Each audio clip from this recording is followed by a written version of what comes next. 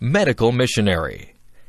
During the reign of Queen Victoria, 1837 to 1901, British people traveled around the whole world. They charted the seas, mapped out distant countries, and studied plants, animals, and people. They also claimed many lands for England. This kind of international travel was made easier by improved transportation and communication. New inventions such as steamships, trains, telegraphs, and telephones made long distances seem smaller. Of course, people had different reasons for going to distant lands. Some were businessmen who saw economic opportunities overseas. Soldiers wanted fame and a chance to enlarge the British Empire. Big game hunters wanted to be the first to shoot strange animals and bring back trophies to England. Scientists intended to study unknown animals and plants. Missionaries planned to be the first to introduce Christianity to faraway people. In 1836, a young Scotsman called David Livingstone began to study medicine in Glasgow. Livingstone intended to become a medical missionary. This means that he would be a doctor, as well as a preacher and teacher. Livingstone, 1813 to 1873, came from a poor family. From an early age, he had worked 14 hours a day in a clothing factory for very little pay. But he was determined to learn. He took his books with him to the factory and read as he worked. Then, after work, he would go to his teacher to learn more. Livingstone's goal was to teach faraway people about Jesus. However, unlike some missionaries, he was also interested in science, geography, and exploring. He had planned to go to China in 1839, but because of the Opium Wars, no missionaries were being sent there. Instead, he asked to go to South Africa. Europeans had traveled around the coasts of Africa for hundreds of years. But very few white people had traveled inland. A missionary named Robert Moffat, who had begun a mission at Kuruman in the interior, inspired Livingstone. Livingstone arrived in Kuruman in 1841. This was the farthest outpost of white settlement, and no one seemed to want to go further inland. Livingstone felt that the missionaries should go to the Africans, rather than waiting for the Africans to come to them. With a fellow missionary, he set out. When they came to an African tribe, they would talk to the chief and ask permission to preach to his people. Livingstone would also set up a tent and treat the people who had diseases. After a while, he would move on to the next tribe.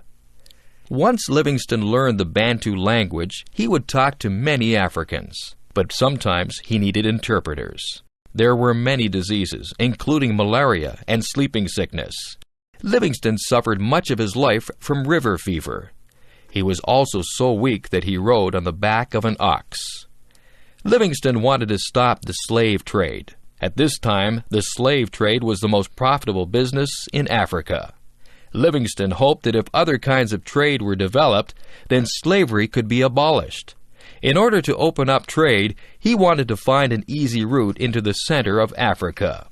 Livingstone kept going further into the interior. He was probably the first European to cross the Kalahari Desert before reaching Lake Ngami in present-day Botswana.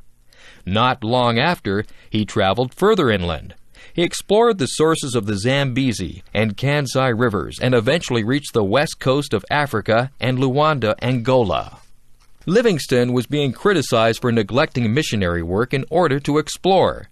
Livingstone replied that he was opening up the continent for missionaries.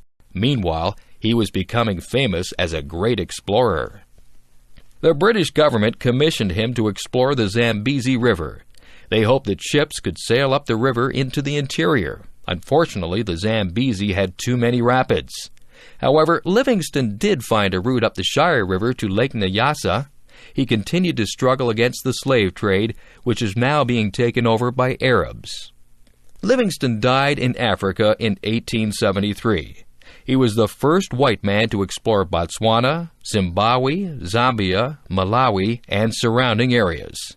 He was not only a great explorer, but also a fine doctor and a good missionary.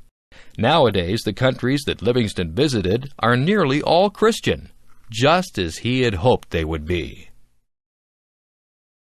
Favorite cookies. North Americans are known for their sweet tooth. This means that they like snacks with lots of sugar. Americans drink a lot of coffee, tea, and hot chocolate, and usually they have something sweet with their drink. Cookies are one of America's favorite desserts. The word cookie comes from a Dutch word meaning little cake. People from Europe brought their favorite recipes with them when they came to America. The English brought their custom of having tea in the afternoon. Usually with their tea, they would have cakes or biscuits. Biscuits are usually hard wafers, like, for example, ginger snaps. In fact, the Italian slang word for Englishman is cake eater. In the early days, all cookies were homemade. But in the late 19th century, biscuits began to be manufactured in large quantities by machine. In 1912, the National Biscuit Company, Nabisco, in the USA, introduced Oreo cookies. This cookie has a rich cream vanilla filling between two crispy chocolate wafers. This product was designed to meet the demand for an English-style biscuit. Oreos were good to dunk in a drink, to eat whole, to eat in parts, or to use in cooking. Oreos have become both America's and the world's favorite commercial cookie. New varieties of Oreos are added regularly to the original product. Although commercial biscuits like Oreos are very popular, many people prefer home-baked ones. In fact, there is a whole line of commercial cookies called home-style, which try to imitate homemade cookies. The most popular cookie in America can be either bought in a package or baked at home. These are chocolate chip cookies. Ruth and Kenneth Wakefield operated the Toll House Inn in Whitman, Massachusetts. One day, in 1930, Mrs. Wakefield ran out of baking chocolate for her baking cookies. She broke up a chocolate bar and added the pieces to her cookie mix. She expected that the chocolate bits would melt into the dough when she baked them, but they didn't. Soon, chocolate chip cookies were being made commercially by adding small chunks of chocolate to regular chocolate cookie dough. Lots of people like to make their own by adding commercial chocolate chips to their dough.